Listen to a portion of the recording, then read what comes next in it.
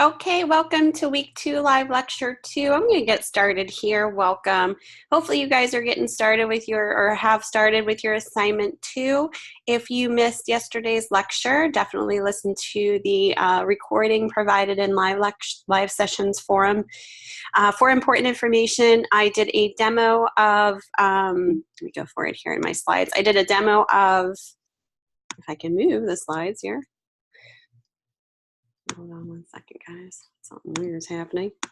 I did a demo of how to kind of go about and approach the projects for, there we go, for week 2. So the assignment 2, we kind of went over. Let me skip ahead here. Okay, so basically you guys are going to be changing the color of the dress that's provided based on the swatches that were provided. So you pick the dress. Dress number 2, however, is not loading, so just kind of an FYI. But you guys are going to be doing something similar to this where you're kind of changing the dress color only. And like I said, if you missed the live lecture yesterday, to listen to the recording, I did a step-by-step demo on how to do that. So that you guys can get started with that. Don't forget to also, read through the instructions of the assignment, look through the rubrics, kind of know what, I'm going to be evaluating your work based upon that.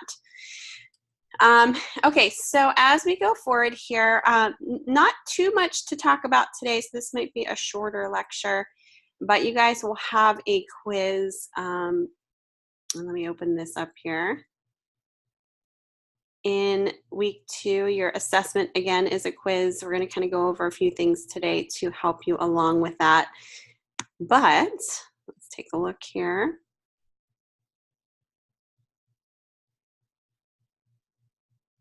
So the assessment is about selections and blending modes. So you guys will be, these are the objectives covered here. Utilize 6 blending modes for recoloring and compositing. And we'll be talking about blending modes here in a second. Identify the most efficient selection tool for various photo subjects. We went over selection tools in week 1. Identify 3 common mistakes making selections to create masks. Identify the 4 main masking tools for creating a silhouette of a subject. Identify and apply the most appropriate blending mode for colorizing part of a photo, which you guys are doing this week. Define the use of non-destructive editing techniques to preserve original content. There are 15 questions. You will have 90 minutes to answer them. You might want to go into your course media page here and go through week 1 and 2 course media required articles and videos, as well as what we kind of covered in the lectures to kind of help you through that quiz. Okay. And like I said, we're going to talk about more blending modes as we go forward here. Talked about a little bit yesterday too. Okay, so the magic of blending modes. We talked about this yesterday. I did a little demo on this, and actually I'm going to show a little video here. Welcome, Thomas, about blending modes. So give me one second here. Oops. And like I said, I did a little demo of this yesterday of the blending mode. So we'll talk about this a little bit more in detail so you have an idea of, how to use them again and go forward from there. Give me one second here.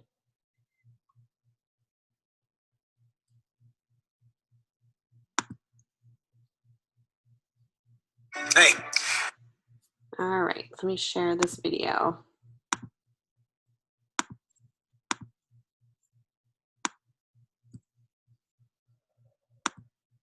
I just created a Wix website for my business. Let me show you how I did it. Let's go to Wix.com.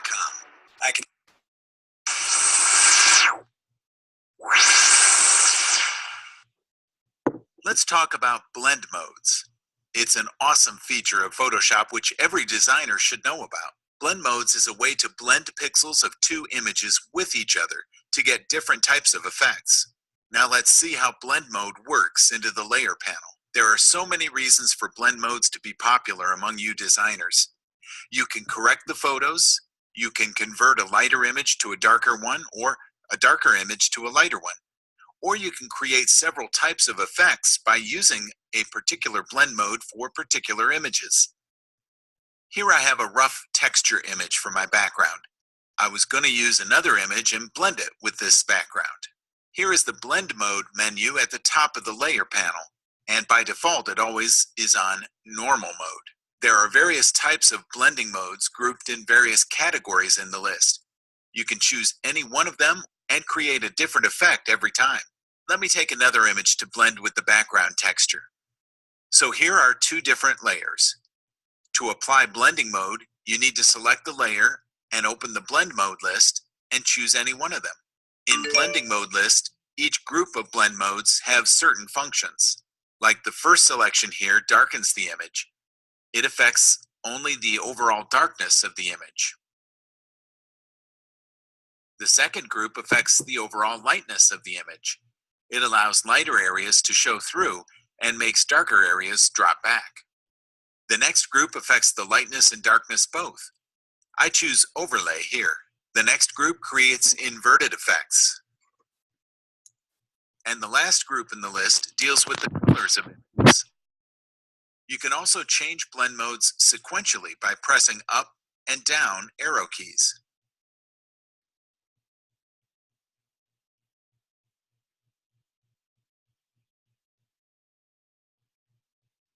I think multiply is a better option for this image. It gives a striking look to this image. We can also get blending modes in layer style panel. For that, let me draw a new shape.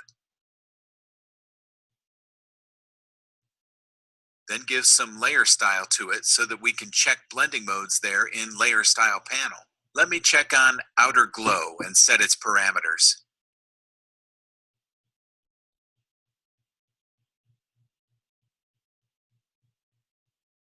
Now you can see on top the same list of blend modes over here, which was in the blend mode menu out there in the layer panel. You can choose any blend mode you want. One more thing is you can play with opacity of the layer when using the blend modes to get better results. See, I'm using color burn mode. I like this blending effect, but it has over brightened the image. So I can drag down the opacity of the background layer to set the image properly. Now you can see the difference. Now I hope you get the basic idea of how powerful a feature the blend mode is. All right, so hopefully that was kind of a little bit more clear. I know we talked about this yesterday about blend modes. You guys will also be getting a quiz about blend modes as well in your week 2 quiz. So kind of pay attention to some of those details in there. We're going to be discussing it as well. Where else are they located? We're talking about blend modes. Blend modes are available not just with layers, but with several other tools. So as you saw there, here is the presets in as far as the blend modes are available here through brushes. There's the rubber stamp tool. You got that also blend mode options there. You can see the little mode area. It says normal. You can choose a blend mode there. Have you ever used blending modes before? I don't know, Thomas, you're the only one in here, so this is putting you on the spot here. Maybe just recently with what we're working on. I haven't even started on week 1 assignment because I don't know how to use blending mode. Oh, okay, so you haven't started on week 2 assignment, right? Yeah, that's what I meant. That's okay. Well, that's why I kind of need you. I know we went over that yesterday, but now I already have downloaded which ones I wanted to do. But as far as blending it and things like that, I'm just going to need a little bit more help on it. Okay, yeah, you don't necessarily have to use blending modes for that because I didn't, in my demo, I actually didn't show blending modes for the changing of the dress. So if you follow the steps that I kind of went through, and we can talk about that a little later here, you should be good with the selections that you make, and then, you know, doing the color conversion. But Okay. practicing with the color modes is good, just kind of playing around with it. You guys will be having a quiz here, so let's discuss kind of each of these. We talked about this yesterday a little bit too, the different color modes and what their purposes are, so that you kind of know when you have that quiz, kind of the answers there too, as well as knowing what blending mode does what. So the overlay is one of the blending mode options that you have, and this is most often used to add texture to an image. If you have a texture like a grungy paper in black and white, drag and drop it over your project and set the blending mode to overlay for a cool grungy look, kind of like you saw in that video. With the paintbrush tool, you can paint with white and black on overlay mode to create feeling of highlight and shadow. You also have the multiply mode. This is a blend option, and it makes transparent and black opaque, often used to keep the black line art opaque and make white paper transparent, so you can color line art underneath it. Can also be used on a stark high contrast black and white photo. Put that photo on multiply and then put a color underneath it to colorize the whites. It's kind of a little glow there. Multiply mode, same thing. You know, you're kind of dealing with the same effects, high contrast, black and white photo. Color mode is another option. You could choose color, adds color without affecting saturation value, often used for colorizing black and white imagery. Lighten mode is another blend mode, and it's most often used in conjunction with clone stamp to lighten shadows on the face during beauty retouching. So you can use the clone stamp tool and have a lighten mode for your blend mode and apply that to your actual image. Screen mode, the opposite of multiply mode, it makes white opaque and black transparent. This is most commonly used when rendering a lens flare. You can see the little lens flare in that example there. You make a new layer, fill it with neutral black, and set it to screen, and then render the lens flare. You have the hard light mode, kind of like overlay mode, but more intense. This makes the texture easy to see, even if the background is white. Then you have soft light, kind of the overlay, but less intense, kind of like overlay, often used for gentle lighting effects. Other modes I almost never use. You have the saturation. If I want to desaturate part of an image really quickly, you can use that. Color burn. Sometimes use it for colorizing things when I want the effect to really be vivid. And dissolve, kind of ugly, makes things spotty. Good if you want something to look like spray paint. So these are just some other options there to look at. Any questions so far from what we covered? No, ma'am. Little kitty cat there. All right, just a little review, and I know I'm putting you on the spot here, Thomas, but this is good because this is kind of like a quiz 2 review. And we just went over this, so let's see how much you retain. What mode is often used for adding texture? Overlay, multiply, lighten, screen, hard light, soft light, color. Overlay? Yep, you got it. Good job. So the overlay, we just talked about that. Excellent. What mode is most often used for colorizing black and white, a black and white image? Soft light? Or is it hard light? Okay, pick one. Soft. I'm going with soft light. Oh, color. Yeah, so color, good guess though. Color is often used for colorizing a black and white image because you're colorizing it if it's a black and white image. What mode is often used for gentle lighting effects? That's soft light. There we go, soft light, good. What mode is often used for beauty retouching? Isn't that lighting? Lighting? Yeah. Lighten? Is that what you? Yeah, lighten. Lighten. Yep, you got it. Good job. What is the most often used for adding lens flares? Hard lighting. Screen. Good try though. Screen. That was a good guess. What about what mode is most often used for dramatic texture effects? Isn't okay. It's either multi because we went over overlay, lighting, screen, soft. So it's either multiple or hard lighting.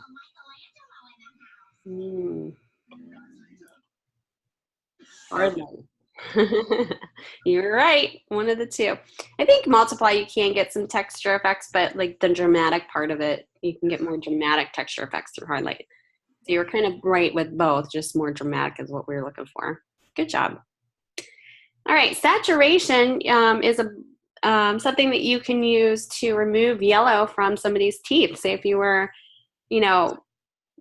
taking a photo of somebody's teeth that, maybe not their teeth, but a portrait of somebody and their teeth were kind of off white and you wanted to kind of spruce it up a little bit.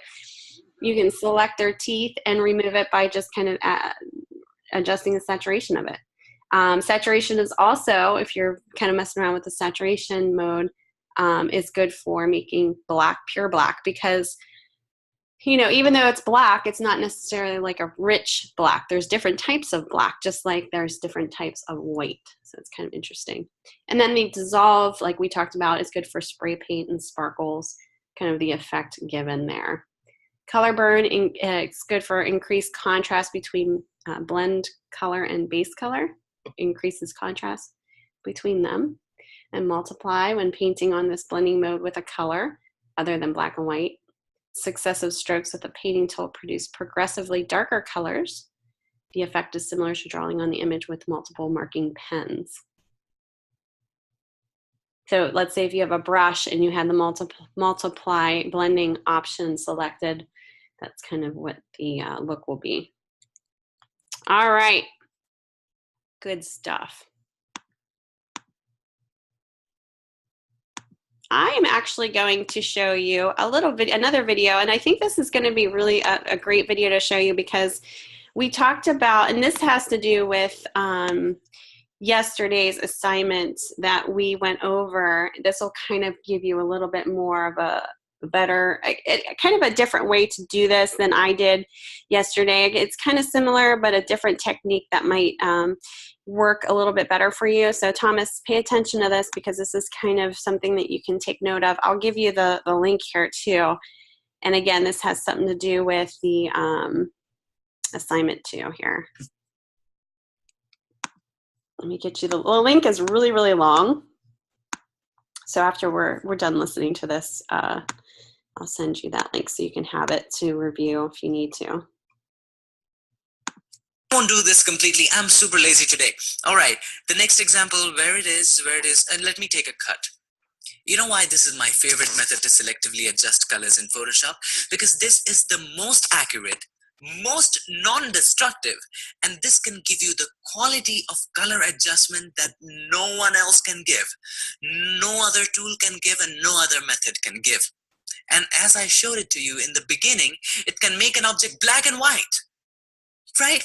And none of the color adjustment methods that I explained to you just before this can do this. All right, let's jump straight in. So similar to other methods, here too, you have to create a hue saturation layer, but there is something different here. Instead of selecting red, green, blue, cyans, magentas, yellow, whatever, just zoom in. Suppose we want to change the orange color of this car. Click on this icon. An eyedropper tool will appear. With the eyedropper tool, click on the color of the car. You see a selection here. Okay, let's make it a little big so that it's easy for you to understand. You cannot see my face, I know, because that's replaced that, but that's fine. My face is not that beautiful. All right, now your objective is to change the hue all the way to the left or all the way to the right, just for the indication. zoom out. As you can see, this car is also being affected, and other things are also being affected in the background. We have to make sure that just this car is affected, that too in a very smooth manner.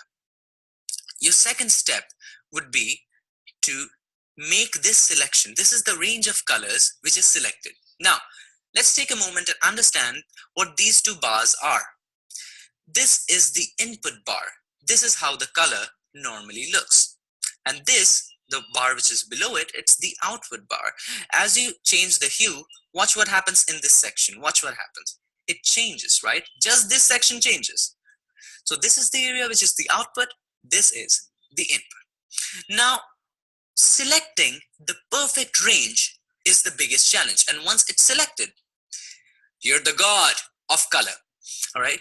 So decreasing. Now, what are these? What's this? Okay, I get it. This is the range. Now, what are these extra things? Think of it as fuzziness. You might remember fuzziness from the select color range, right? You had a fuzziness slider.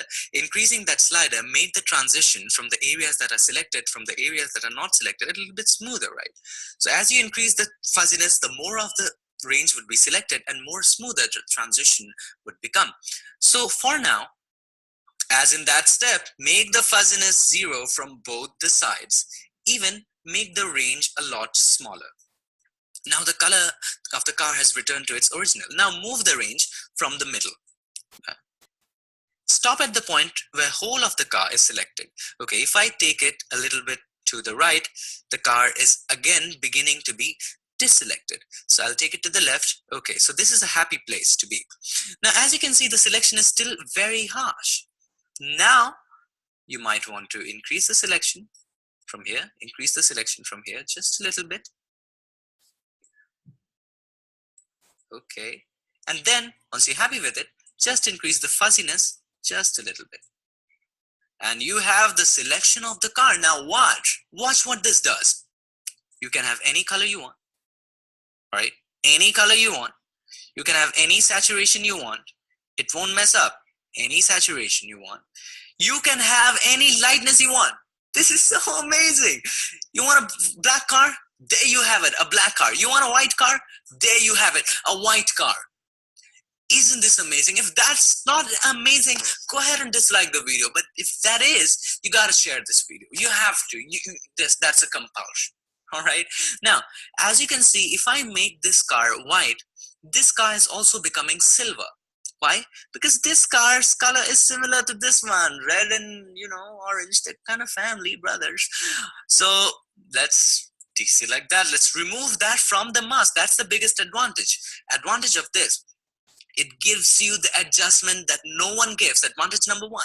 Advantage number 2, it's non-destructive. If you want the change to be a little less, you can decrease the opacity. Advantage number 3, if you want a certain area to not be affected, you can do that because this has a mask. All right, so let's zoom straight in and let's start deleting it. How do we do that? Select the quick mask tool and start selecting the areas of this car.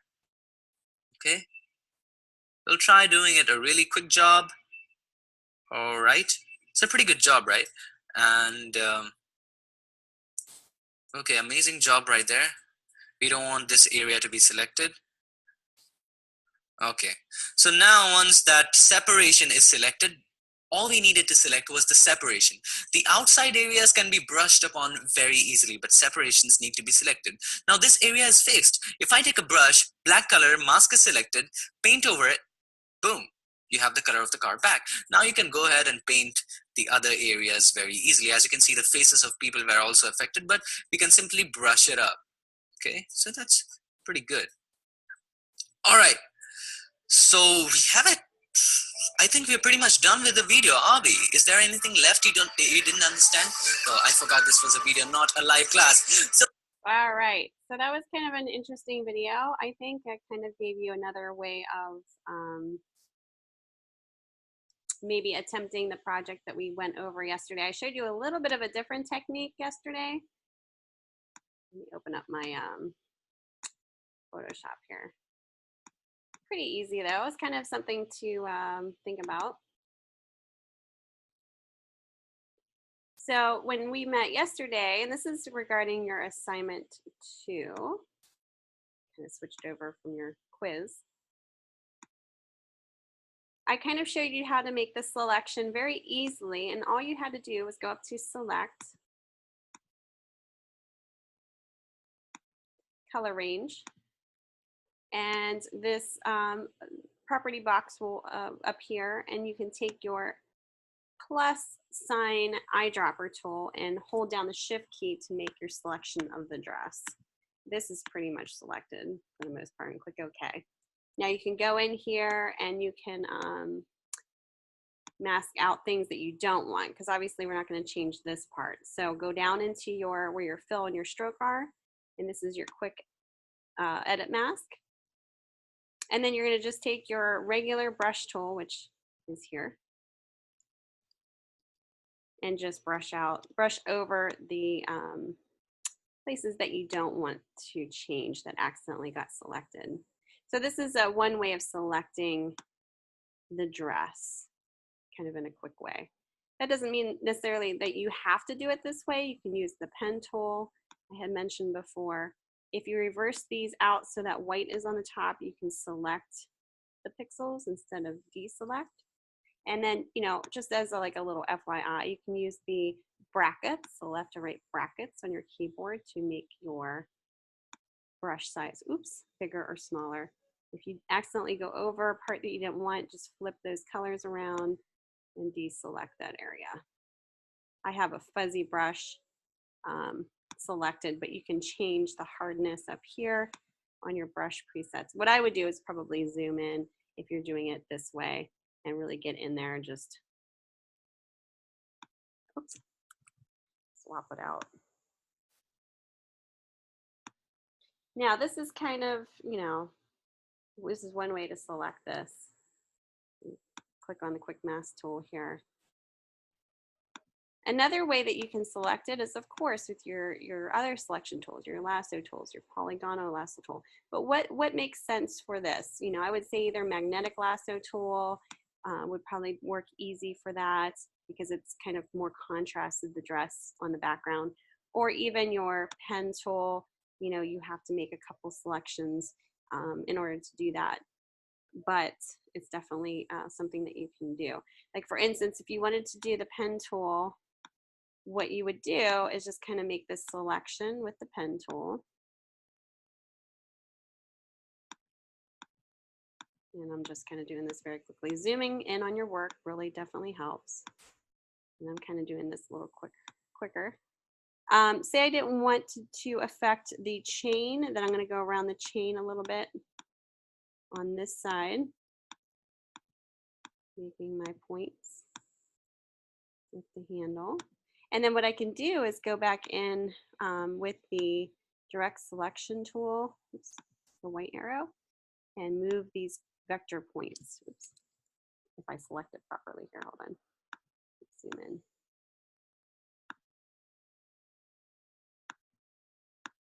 So then you can kind of, you know, just kind of rework your points here so they're a little bit more accurate.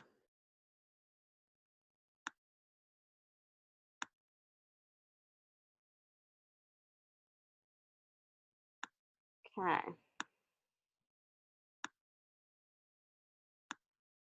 I'm just clicking right on those vector points to get the accuracy here.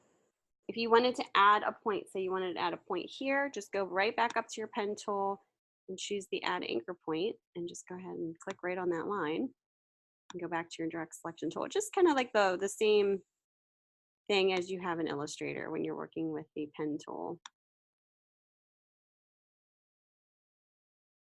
Okay, everything looks good for the most part. So that would be one selection. Now what you would need to do is go to your path, which is under window paths. Where did it go? It's over here, hold on. Properties.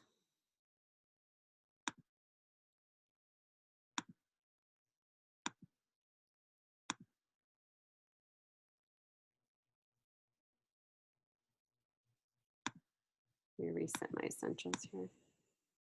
There we go. Okay, go to paths. And you want to click on the working path and then choose your load path as selection.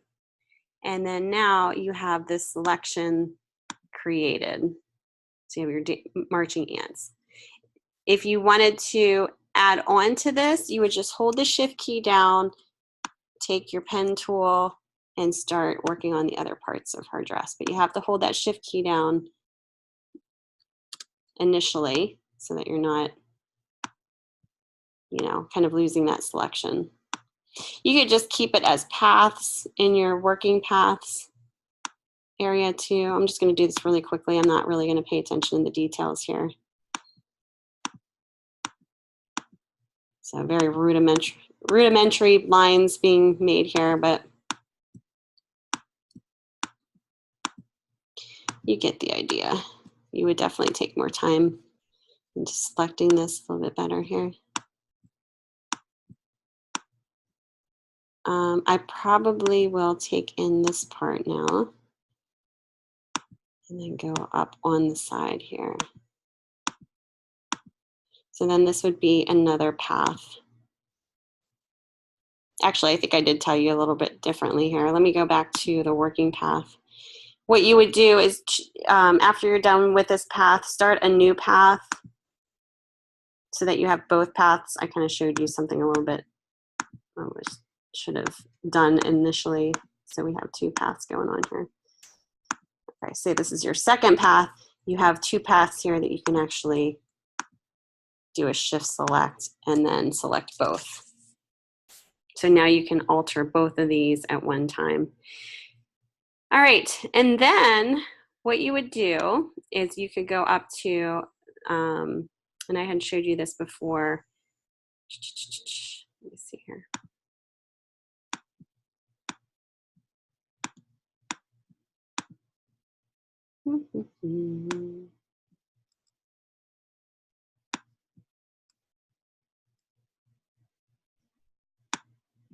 You have your swatches nearby so that you can kind of look off of that. You import your swatches first and foremost, like I said yesterday.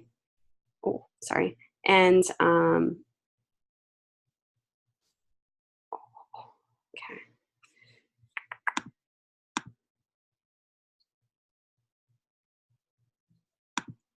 And now you can get your properties box up, properties panel.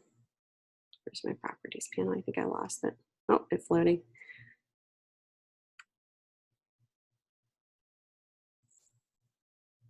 Here we go.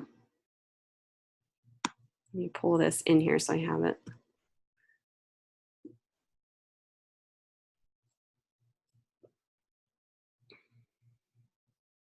All right, and then what you want to do is hold down your Option Alt key on your keyboard here. I'm going to go back to layers.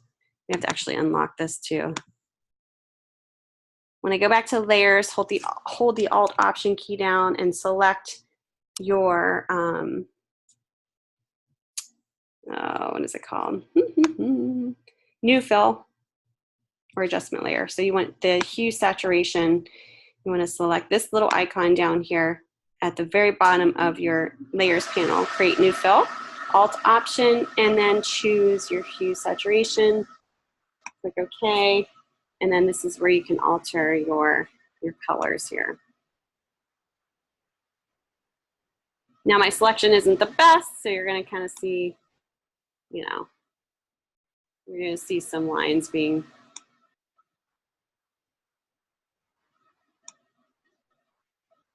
changed here, but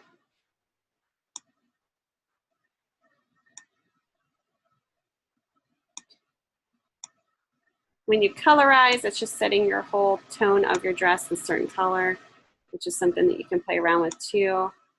Kind of like a monochromatic way of doing it. Kind of play around with that.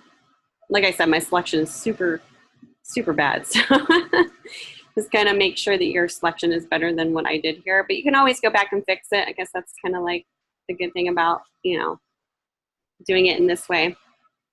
Now, in that video that you just saw, let me delete this. He was doing it a little bit differently. What he did was actually take the layer and just threw a mask on it. Oops, I'm sorry. Threw a hue saturation mask on it. And then he said to select this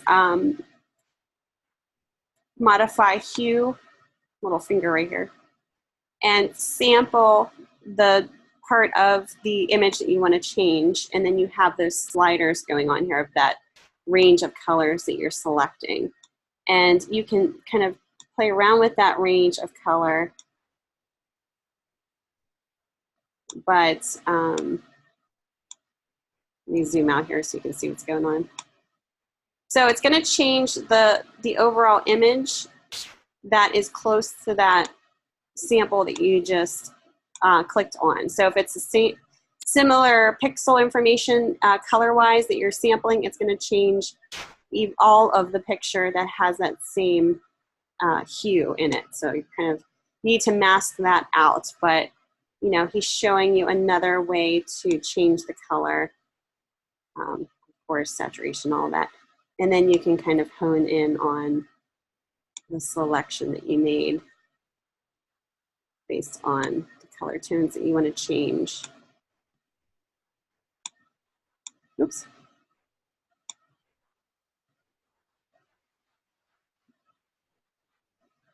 History. It's a little different because the dress is a little darker. Let me go back. There we go.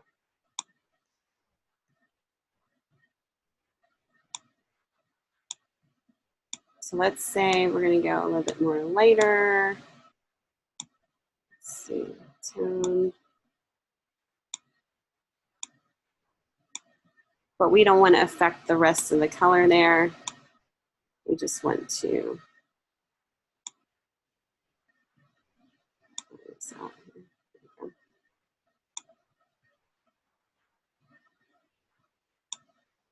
I can get it to be like a little.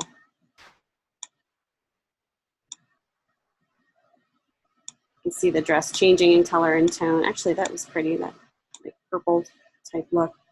And then if you wanted to mask out the rest, say if you didn't want the other stuff around her to be affected, you could take whatever selection key that you want. He did the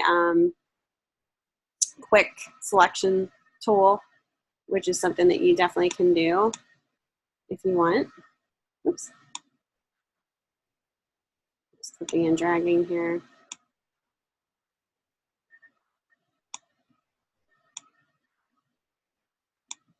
Of course, I got her face, so I'll have to change that.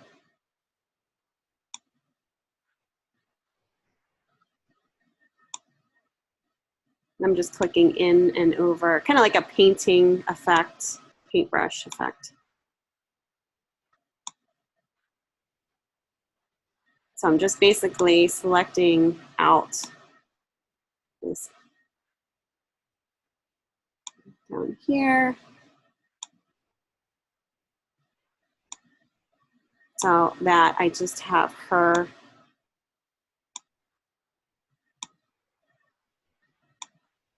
dress selected.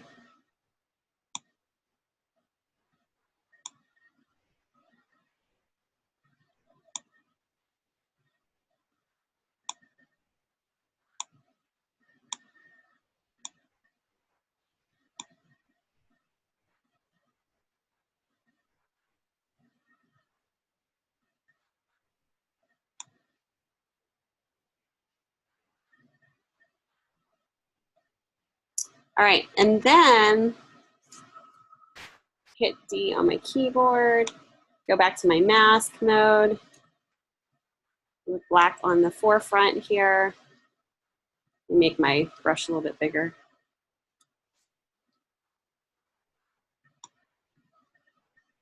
And then I can brush over, you'll see my selections. I have to make that selection a little bit better here, hold on. I don't know how I lost that.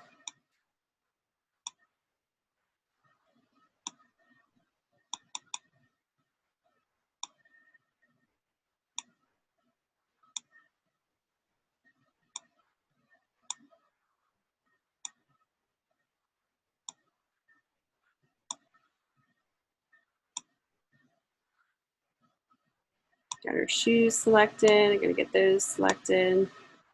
Oh, you know why? Because I didn't have, that's probably why. I thought I didn't have any more image down here. I didn't scroll down enough. All right, so I just have to make sure I'm selecting all of this. That's what happens when you have a little window. So select all of this. Let me zoom out here. There we go. Yeah, I didn't select a whole bunch of stuff. So I'm just clicking and dragging over what I want to select so that I can paint over it.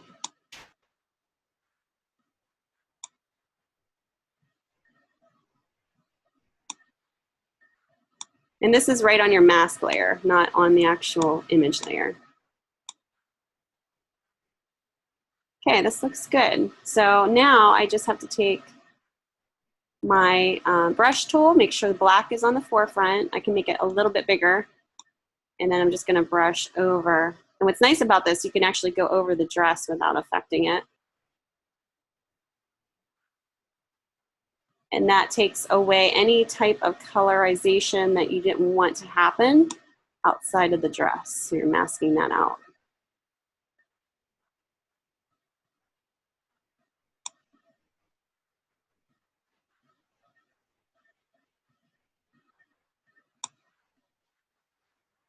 Okay. There you go. So her dress color changed, but everything else kind of stayed the same.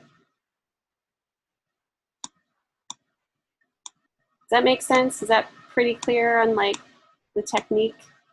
And then Thomas, when you're done with that, just duplicate this layer. So just in the layers panel, select this layer and say duplicate layer, click OK, and then hide this layer. And then all you need to do is double click on top of this, the hue saturation thumbnail. And you can change the color very easily here. So once you get the first step done, it's really easy. You just, change it from here, duplicate this layer, and keep going, and hide the one underneath it, double click, change it to another color. And then when you're saving it out, as I showed you, you're gonna save them out individually. So you would save this out as a JPEG, hide that layer, save that one out as a JPEG, save that one out as a JPEG. Just make sure you're kind of matching it up with the swatches that you chose. Does that make sense, Thomas? Yes, ma'am. I mean, it's pretty easy once you get that first step down where you're creating that mask and doing the hue saturation layer adjustment. And then it goes really, really easy from there. As long as you make the selection perfect, the first time, you're not having to go back. Did you want to, I'm just gonna kind of open it up to you now because I pretty much, I have maybe one more video to show you guys about channels, but other than that, I was gonna leave it up to you guys to kind of show your work, or if you had any questions, wanted me to review anything, you let me know.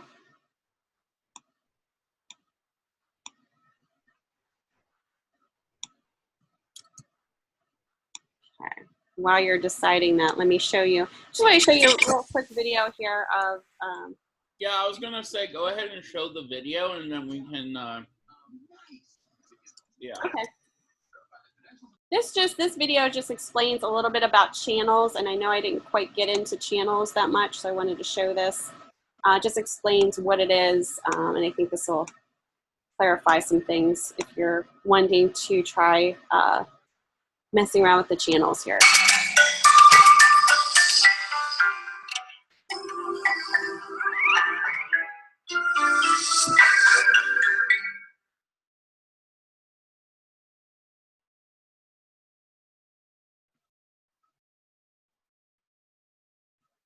Now, after that last exercise, you may be sort of scratching your head trying to figure out how it is that Photoshop can take 3 independent grayscale images and mix them together in order to form an RGB composite. What sort of sorcerer's magic is it that allows you to mix grays in order to create color? Well, in fact, that's not what's happening. Photoshop is showing us grayscale versions of each of these channels because that makes it easier for us to evaluate the brightness values or luminance levels inside of the channel. So we can see where the channel is very bright, we can see where the channel is very dark, and everything in between without having the color interfere with the picture. But what Photoshop is actually seeing is colorized versions of the channels. And you can get a sense of how that works by turning on multiple channels at a time. So for example, right now I'm looking at the red channel. If I turn on the blue channel so that I'm seeing red and blue at the same time, then I'm seeing the image in color. And I'm seeing what that image would look like if there was no contribution whatsoever from the green channel. Now I'll turn off the red channel and I'll turn on green so we can see the colors that green and blue combine to form inside of this image. Finally, I'll turn off blue and I'll turn off red so that we can see how red and green mix together. And you can see that of the pairing so far, red and green mix to form the closest combination to the RGB composite.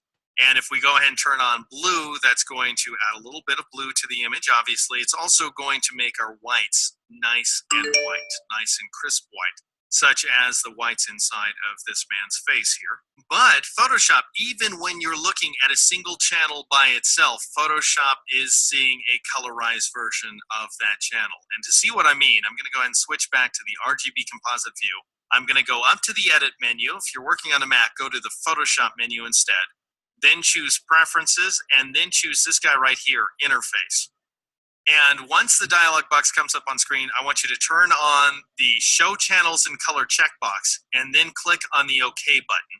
And you'll notice in the background, actually right away, even when the Preferences dialog box was open, you'll notice in the background that each one of the color channels is now colorized. So we're seeing the red channel now the way that Photoshop sees the channel. So where the image is dark, it's dark, but where the image is light, it's filled with red. So red is the lightest color inside of the red channel. If we go to green, green is the brightest color inside of the channel, and then black is the darkest color.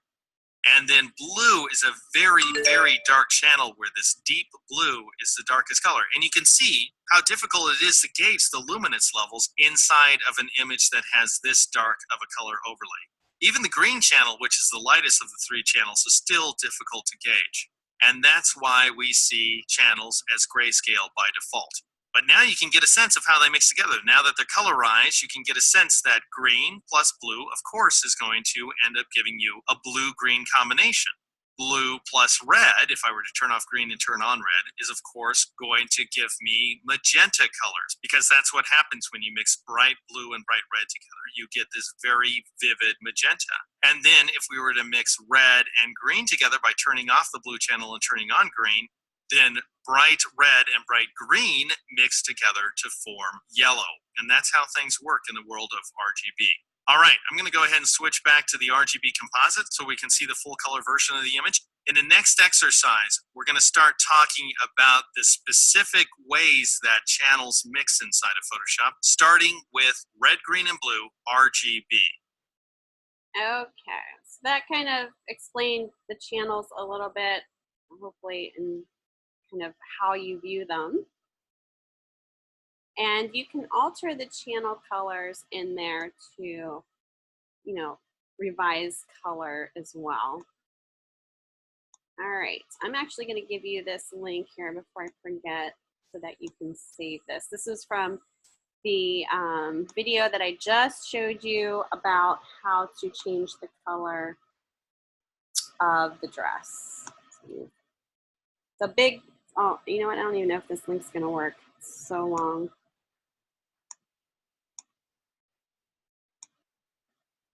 Hold on, give me 1 second here.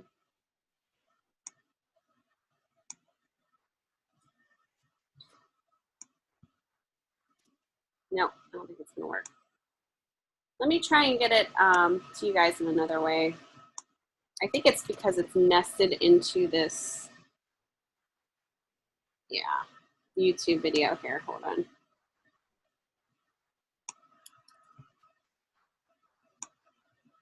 Let me try this one.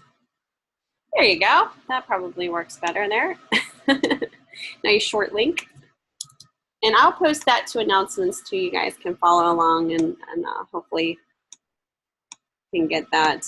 It's just a quick video there just to show you another way to approach the assignment too.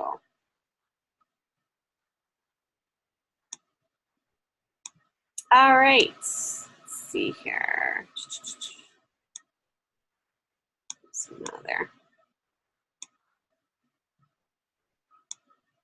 Any questions about anything that we've gone over so far? Anything about assignment 2 or discussion post, or you know, anything we've gone over so far?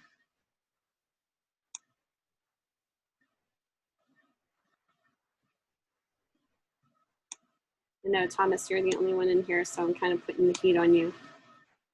Oops.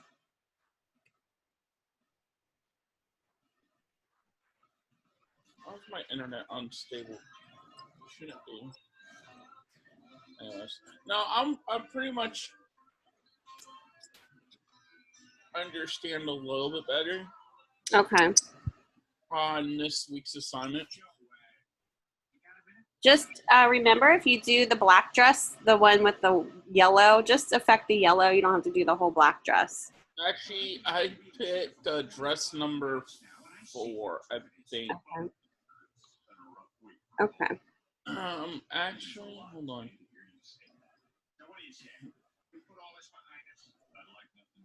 Yeah, I picked dress 4. Okay. Did you want to show anything, or you have questions about it, or you feel pretty good about it? I actually have some questions about it. Okay. Because for some reason, I guess it's the masking tool that I'm ran into. Because I went to try to mask it, and I'm probably not using the tool right. Okay. Do you want to share your screen? I'll stop sharing. You can Sure. share your screen.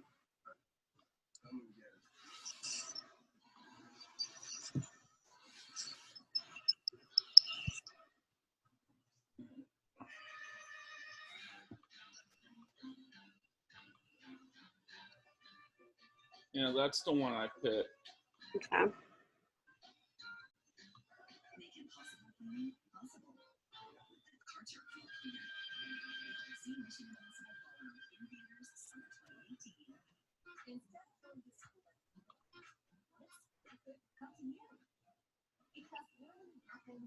Oh.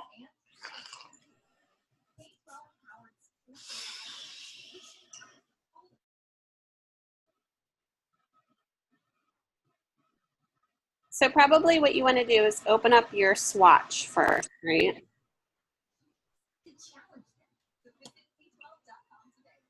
Do I do open or create new? I would say, did you save the swatches that you want to use? Yes, I ended up using swatches. Okay. All right, so you could either look off of that or import each of those into Photoshop to kind of get a better look at it. It's completely up to you. Okay. But I would do File Open and open up that JPEG of the dress. Oh. Open.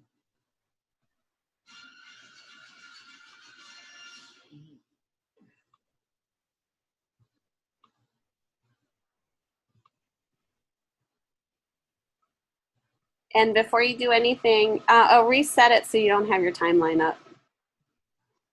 Just hide your timeline. You don't really need that anymore. So go up to Window and select Timeline. There you go. Okay, and then save this as your PSD file. So File Save As.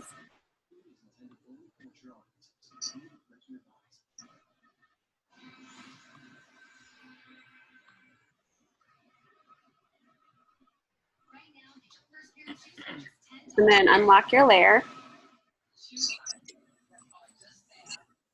Okay. So that's the one that I... Okay, see, okay, delete what you just did. You need to put a hue saturation. So see that little, right next to the masking tool that you just clicked, there's like a little circle with a half, white and half, yeah. So you want to do a hue saturation layer mask. So no, you're good. Yep. There you go. Now, You're going to select her dress with the selection tools, whichever one that you want to use. You could do the quick mask one right below that. That's really easy too. Just click right on the dress to zoom in and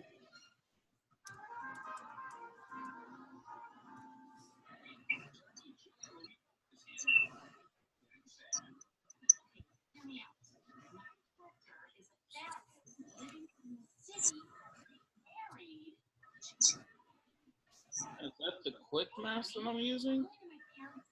okay, wait a second. You need to be not on the mask. You need to be on the layer below. Okay, now try it. There you go.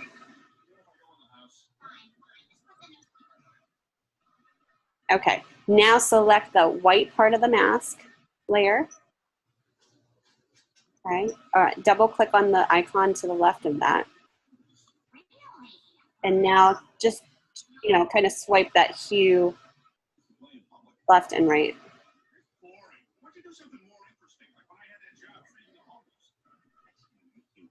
Okay, so you want to, don't worry about the background changing and her body changing. Okay. What we're going to do is we're going to invert this selection because right now you have all the whole background is selected and you're changing that but not her dress. So go back to your layer 0.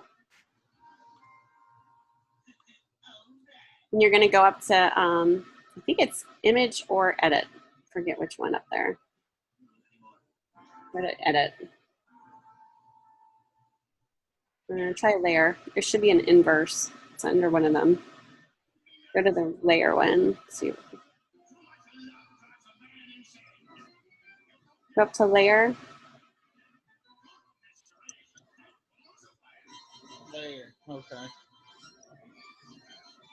I don't see an inverse on there. Okay. So what we're going to do is we want to inverse that so that you're not selecting the background, but you're selecting. Okay. So what you're going to do, hold on, just click outside of that. Oh, I know there's the adjustment in here because I seen it when.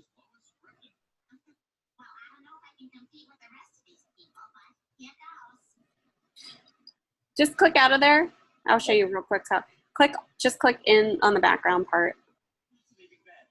In? Yeah. So, yeah, there we go. Let's just hit tab on your keyboard or deselect that selection. Oh, sorry. Your shortcut keys must be different than mine. Yeah, because I'm actually on a mat. Yeah. Okay, hit tab again. There you go.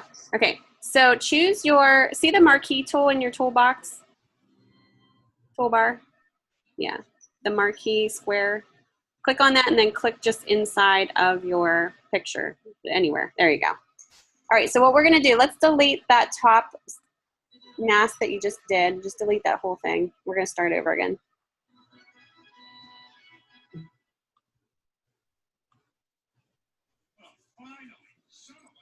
Okay, so this is what we did wrong. Let's do that again. Let's go down to that half circle and do a hue saturation. And now see that little hand where it says properties preset, we're gonna select that. Yep. And you don't have to touch any of that, just click on that little hand one time and then click on her dress.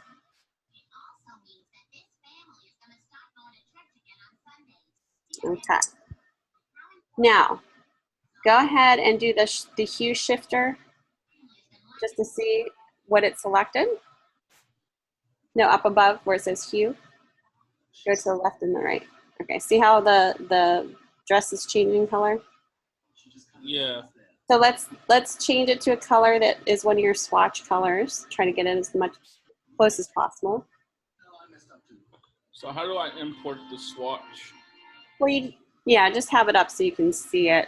Okay, so let's try to do that first, like electric blue color. Okay. as close as you can to it. Okay, click back in there. Just have it kind of like by your, yeah, you're gonna it's gonna hide when you click on the photo itself, but. You said try this blue? Yeah. All right, so what you're gonna do, yeah, just kind of get it to that blue area. It might not be on the actual slider. You might need to slide it left and right to find that area. I wouldn't don't mess with that. That's based on the selection that you just made with your pointer tool. Gotcha. So just mess with the top hue slider. It's still messing with everything in the background. That's fine. We're gonna mask that out. Don't worry about the background. Okay. Just look at the dress for now and get that where it needs to be. And you might need to pull the saturation up. I would go up with it because you wanted that electric blue. Yeah. Go up. I would go, yeah. Okay, now mess with the hue more to get it where it's not purple, it's more blue.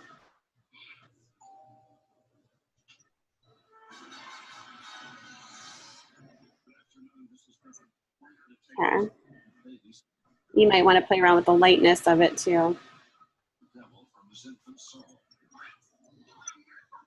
So make it a little brighter.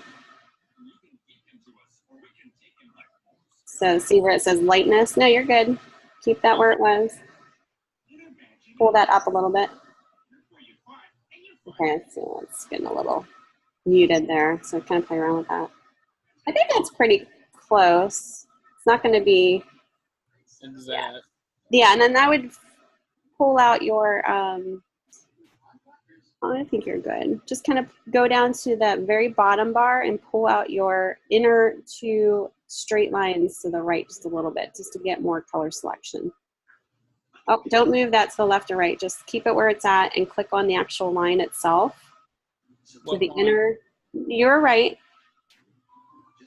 So those sliders, you can move to the left and right. That slider there, click and drag it to the left a little bit. Oh, there you go. See how it's selecting more of that blue color? Yeah. Okay, now zoom out. Now what we're gonna do is we're gonna do a mask, okay? So you're gonna take your quick mask tool, good, and you're gonna select not her dress, but everywhere around her dress and her head, her body, everything but her dress.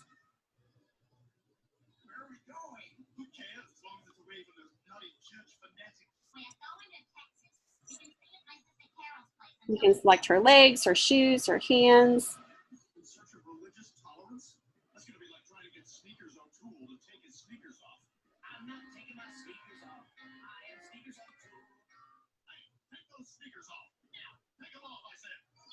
Good.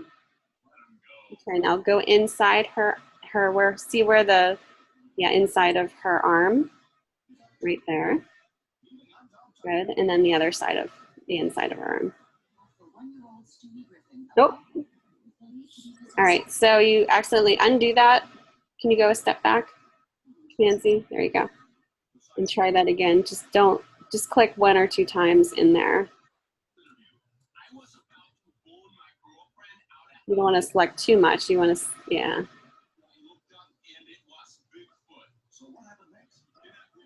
And then you could always fix this if you're selecting too much. I think on the left, you're going to have to fix it too.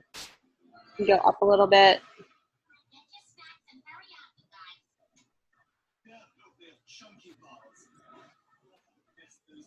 If you use the space bar on your keyboard, you can pull the artboard up and down. Space bar and then drag down. Yeah, there you go. See her inner arm there? There you go. You're getting it. Good.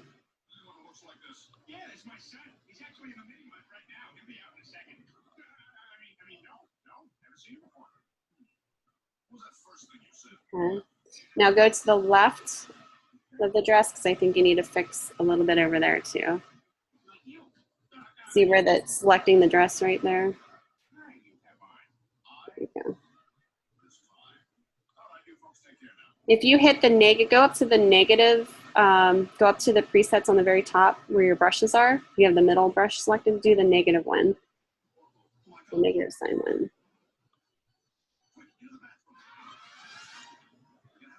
Just click one time and see if that's like over top of what you don't want to select.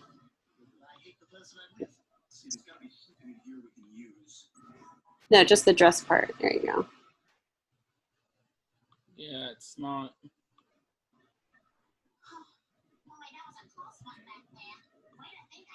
There you go. Now you can always go to your quick mask underneath your fill and your stroke. Hit that if you want to refine it a little bit more. You see where your fill black and white is below there? Go, yeah, click on that. And you can take your paintbrush tool and clean that up.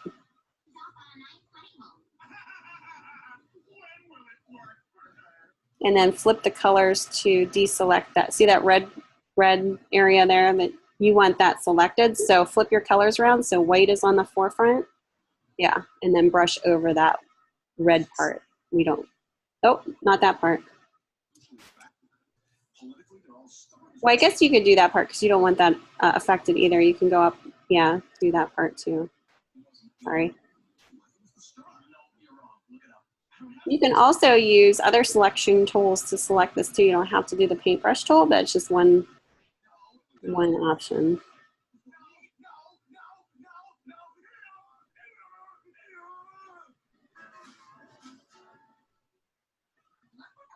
Like you could use your polygono lasso tool if that works better there. Actually, I'm going to have to.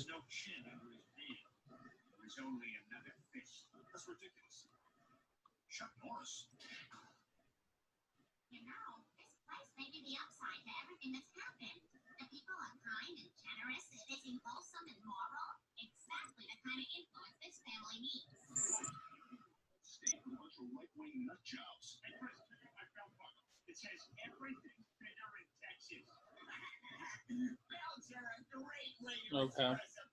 And then get rid of that red. See those red marks? Like keep it that way and go over and get rid of those red marks off of the dress, her hip.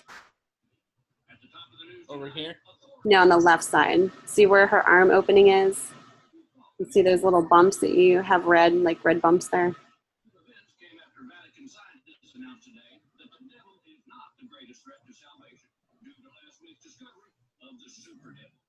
Where? On her inner arm right there, you need to get rid of those bumps. On the right, you're very close to it, where her hip is. Yeah, get rid of that red right there.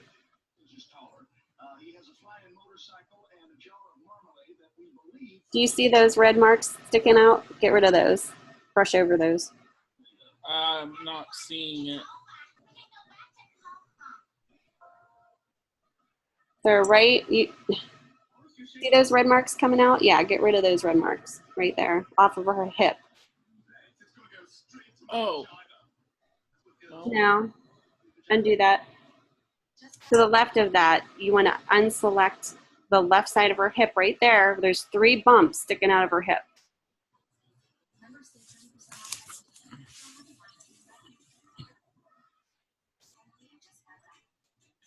Where the white is. Yeah, you want to get rid of that. So just brush over that. Right there. Yep, good. Okay. Zoom out, just real quick. There you go. Okay, now choose the quick mask again, below your fill and stroke. No, down below, down below. Go, keep going down. Right there, click it one time. Okay, now this is where you want to take your brush tool, zoom out again. You see the whole, there you go.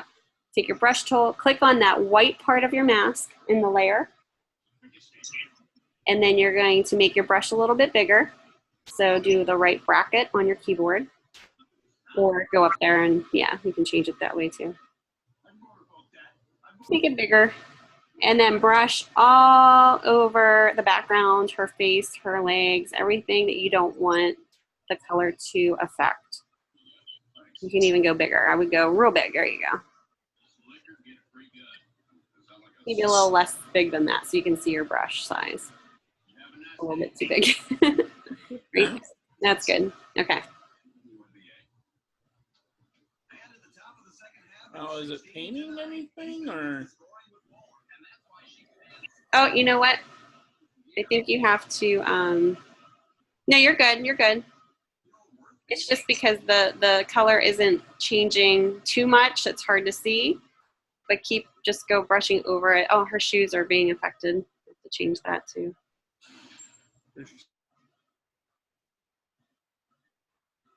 So you're just brushing over everything, over her body, her shoes. You don't want to change color. And you're masking that out. So keep going. I would make your brush a little bit bigger. Just do the right bracket on your keyboard.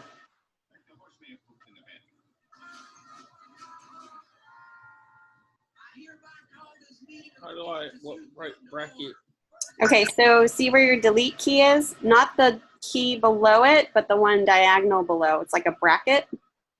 The right bracket is the you can make your brush size larger, and you'll see it kind of getting larger as you hit it. You keep hitting it. That's the red. No, we don't want to do that. We just want your brush to change size. So the bracket. Or you can just change it like how you were. There you go. There you go.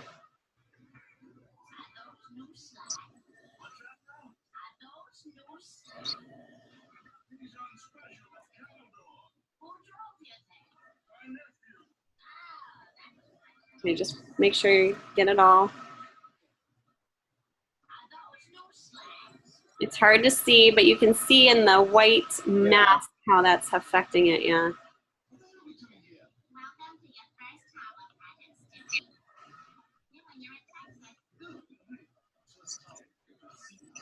Go over her legs. You can even go over I don't think the dress will be affected because you have it selected. You can go over her dress, yeah. Just make sure you get in between her arms.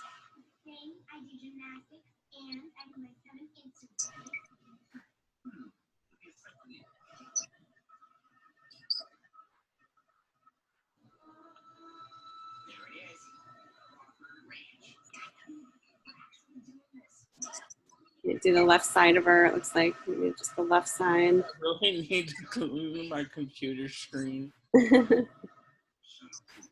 And then maybe the top right, I think. Looks like it might have some more. Yeah, I didn't glue my computer screen. All right. So now, once you're done. Yeah, I'm just trying to make sure You got it all. Yeah. Okay, now double click on the icon next to that. So your hue saturation, double click on that. And now do the hue slider left and right so you can see.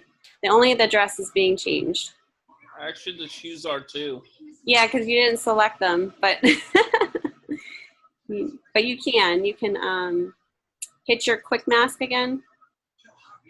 So yeah, and then take your paintbrush tool and then go over them. And I think you might, let's see. Yeah, you got it.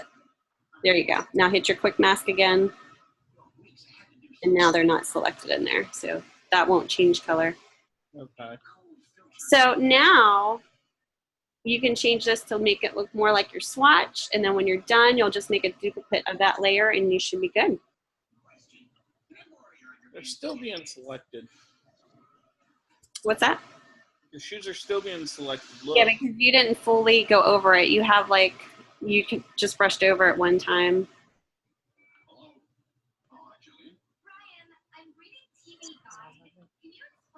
You have to just click on the mask itself. You're on the hue saturation layer. There you go. And then hit your quick mask. Quick mask. And then take your brush.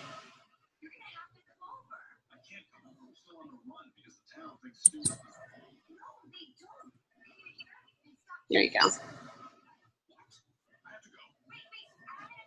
There we go. Okay. Okay, quick mask again. I'm not sure what mode you're in here. No, you're good. Hit it one more time. There you go. Okay. Then double click on your hue saturation layer again. And you can change like the brightness and stuff like that. There we go.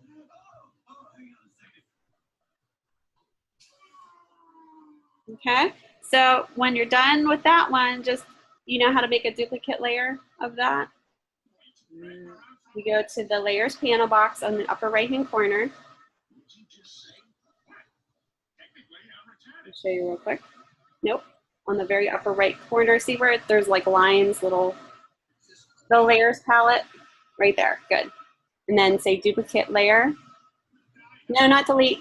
No. Duplicate. You want to duplicate it. Good. And say okay. And then hide the one underneath it. Just hide the little, yeah. And then double click on the hue slider on the top. Nope. You want to view it. Double click on that little like icon. Nope. Go up to the top layer. Double click on that. On the hue icon. Double click. Right there. Now you can change the hue slider on the second swatch. Nope. Yeah. So more of like a pink color you want the next one to be.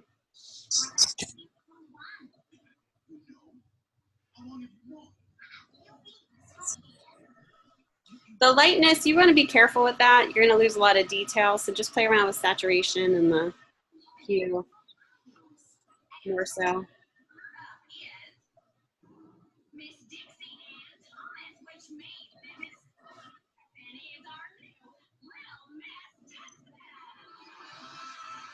Not really getting that pink. There we go. Wow. Okay.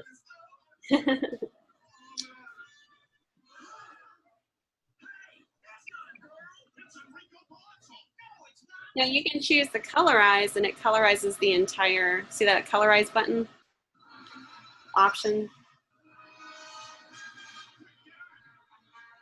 Where? Underneath lightness, it says colorize. You can check that box and then play around with that. It's going to change the entire color of your selection so that it's more of a flat color. Kind of looks a little bit more, excuse me, monochromatic in a way of that color. So we want to go a little bit more like yellowish in there, less pink.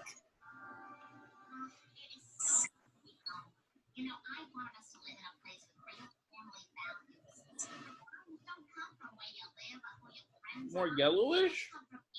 It has a little bit more yellow in it than what you had before. Yeah. So I would dial up the saturation a little bit. Maybe not. Let's see. You have to get the hue right first. Go to the very left part. Left. Go left. Yeah. You want to go a little bit to the right. Let's see. Like a salmon color.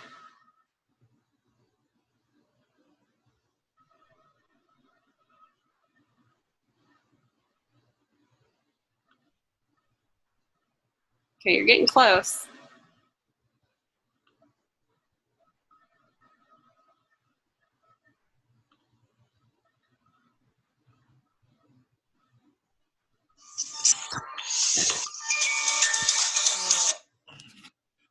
I'm in school. What? Hmm? Okay.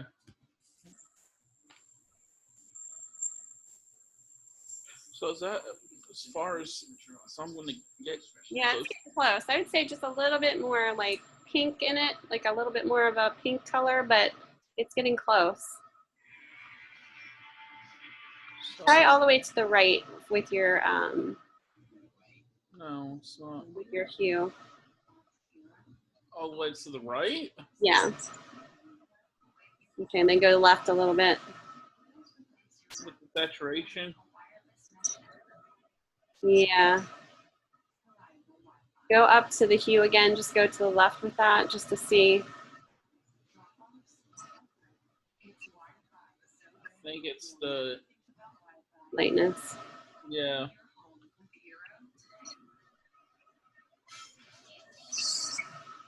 If that's completely white. Yeah, you're gonna lose some stuff there.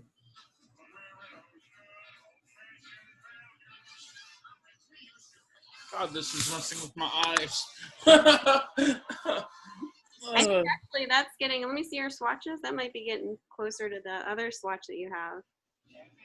That purple.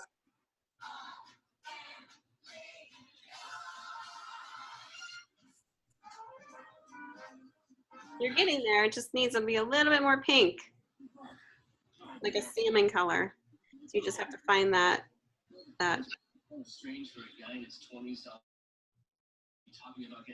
It's like a purple pink right now. You need to find like a warm pink, like a salmon pink. Oh, that's getting close. You're just losing some detail with the lightness. Yeah, exactly.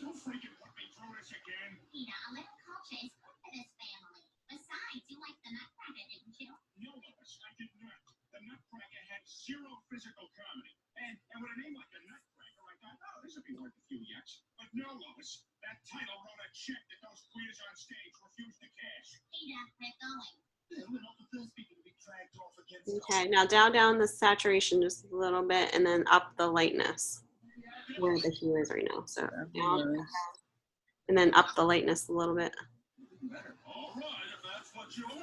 It's getting there. Dial down the saturation just a little bit. You're getting a little darker. I think it's going to be as close as you can get it. Okay. But you get it, right? Like, you know kind of how this works now that you have all your selections made. Yeah, now if I save it, Save it as a PSD is it file. going to save everything, or do I have to save? No, it's going to save all your layers as long as you save it as a .psd file. Okay. And then when you're ready to export each one out, you would export it as a JPEG, as I showed you how to do each layer. Yeah, and I'm going to have to go back and watch that lecture because of the fact that I'm used to not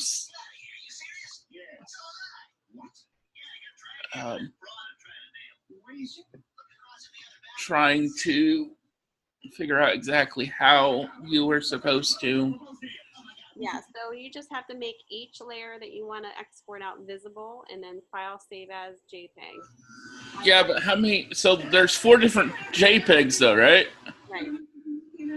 Oh, no, there's 5 different JPEGs. Well, there'll be eventually 5. The one is like your original. So yeah, the original one will be saved. You'll do this, file, export, save as a JPEG. but it says submit a contact sheet of all 5 dresses as a single. Okay, I got to remember how we went over the contact sheet yesterday. Okay, I'll show you real quick again, okay? So I'm just going to do it with my 4 layers here. You're going to have 5. Okay. Have here. So what you're going to do is you're going to hide all your layers. This is your original layer. You're going to export this out as a JPEG, just the original one. I can be fairly persuasive. I gave the next speech after the Braveheart guy. They can take our lives, but they can never take. And you're going to save it, and you're going to name it what it says in the actual assignment. I didn't do that, so just kind of do that. Then you're going to show your 1 color variation in your layers. Hide everything else. Go file, export, save that as a JPEG. All right, let's get this meeting underway. I'm just saving it as JPEG. We'll go to Bruce. Oh, hey, y'all said my name. Welcome to our meeting here at the school. We got lots of exciting topics here tonight. Okay. So basically, it's saving each one, but only submitting one thing. Yeah, you're not going to submit your PSD file. Okay. You're going to just submit your contact sheet. Someone who likes the same color. I'm exporting each one of these out. I'm going to hide that layer, show this layer, export out. Now you're going to have 5 total. I only have 4 here, so just yeah. I'm sorry, Mrs. Griffin, but and then When you're ready to do the contact sheet, I'll show you how to do that. You're going to want to put all of your JPEGs. I'll show you here real quick. What the founding fathers had in mind. I just saved all mine to my desktop. Of our independence. Let's take roll call first. Thomas Jefferson here. Here we go. Oops. Here. John Fortinus. It's Hancock now. Why? Contact sheet folder. So all Okay. 5 now. I only have 4, but there are all 5 in there. So it's basically a folder called. You're gonna just create a folder. You can name it contact sheet, whatever you want. Okay. All the JPEGs have to be in there that you want in the contact sheet. Okay. Then you're gonna open up Photoshop. You're gonna go File, Automate, Contact Sheet 2. Okay. And then once that preset comes up, you're gonna choose your folder of that wherever I have contact sheet, that's the folder I want. Wherever your JPEGs are, choose that folder, click open. Leave everything as is. I would do 8x10 is fine. The only thing that you have to change is your columns and rows to 3 and 3 based on the instructions. Okay. Click OK, and that should automate just kind of create the contact sheet. Yours is going to have 5. I have 4 because I didn't export all of them.